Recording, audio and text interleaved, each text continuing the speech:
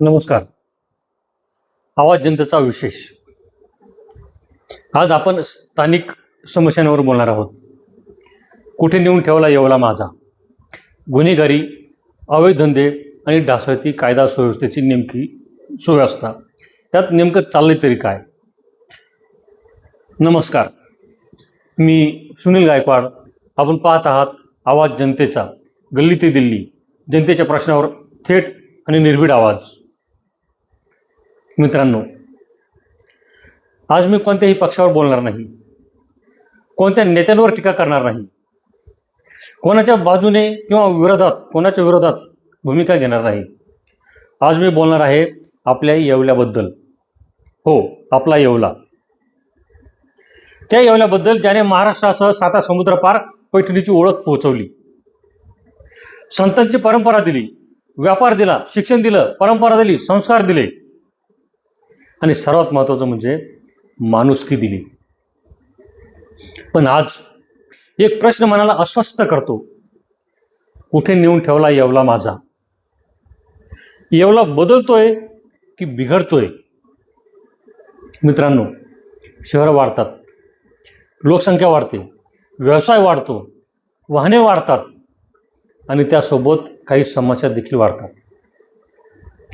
पण जेव्हा हत्या वाढतात, चोऱ्या वाढतात, अवैध दारू विक्री वाढते, गुटखा वाढतो, अधिकाऱ्यांवर हल्ले होतात, दारुड्यांचा धिंगाणा वाढतो, तेव्हा प्रश्न फक्त विकासाचा राहत नाही. तो प्रश्न बनतो कायदा आणि सुव्यवस्थेचा.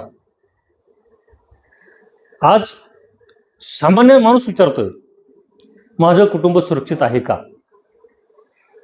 माझी मुलं सुरक्षित आहेत का? रात्री माझं बंद केलेलं दुकान सकाळी सुरक्षित राहील का? माझं घर सुरक्षित आहे का? मित्रांनो, 4 दिवसांपूर्वी आपल्या येवला तालुक्यातील ममदापूर तांड्यावरून आलेली एक घटना, ही घटना संपूर्ण तालुक्याला हादरवून गेली.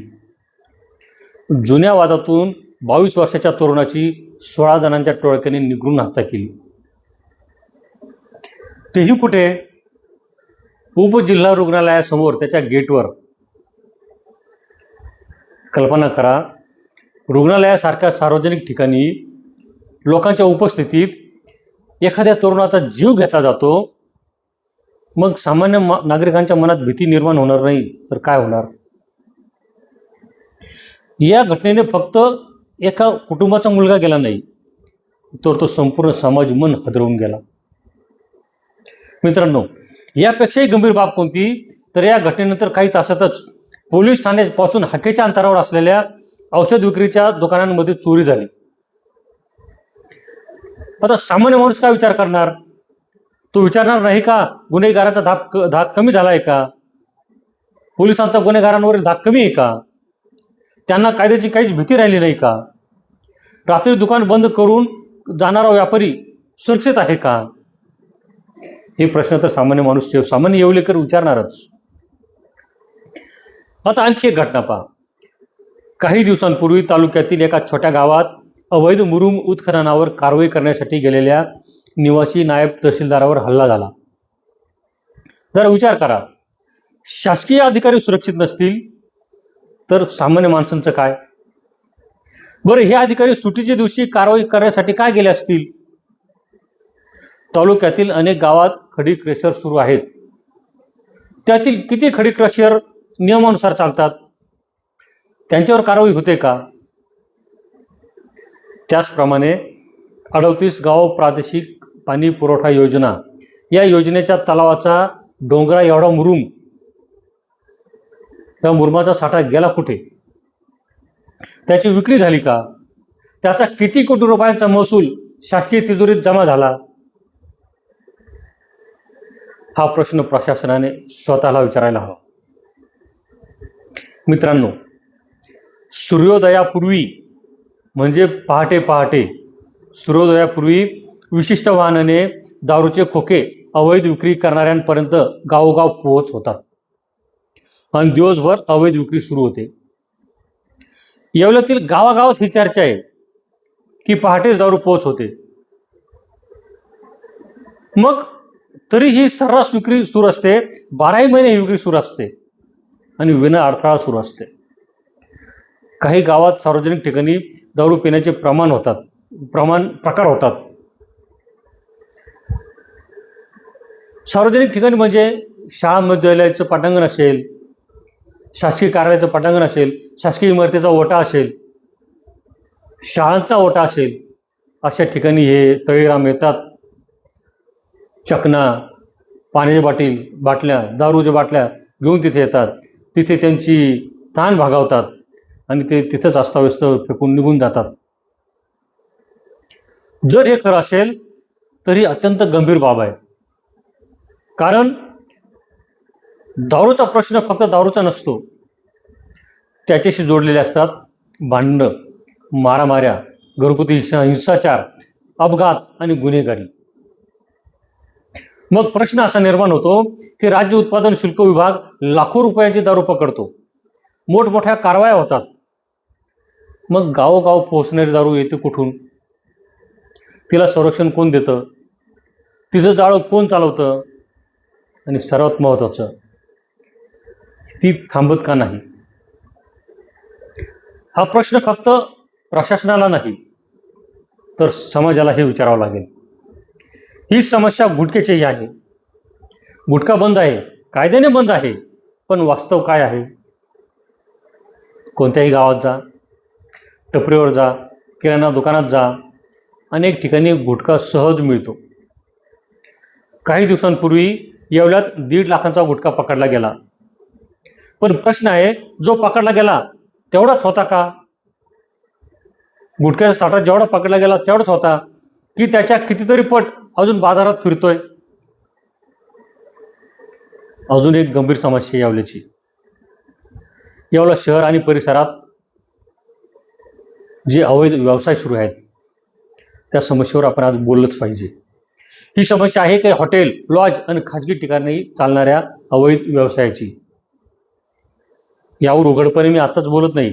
यावर अधिक माहिती घेऊन आपण स्वतंत्र व्हिडिओ यात बनवणार आहोत आणि आवाज जनतेचा हा तुमच्यापर्यंत त्या व्हिडिओ आम्ही पोहोचवणार आहोत.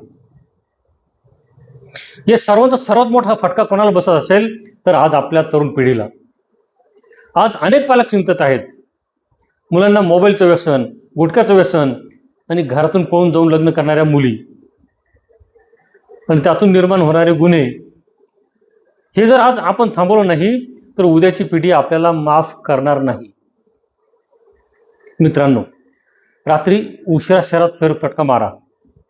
लोक काय बोलतात ते ऐका. काही जण म्हणतात अमुक भागात जाऊ नका, अमुक ठिकाणी दारुड्यांचा अड्डा असतो, अमुक रस्त्यावर भीती वाटते. हा येवला आहे का? की लोकांना सावध राहावं लागणारं शहर? हा प्रश्न प्रत्येकाला पडतो. आता प्रशासनालाही काही प्रश्न आहेत.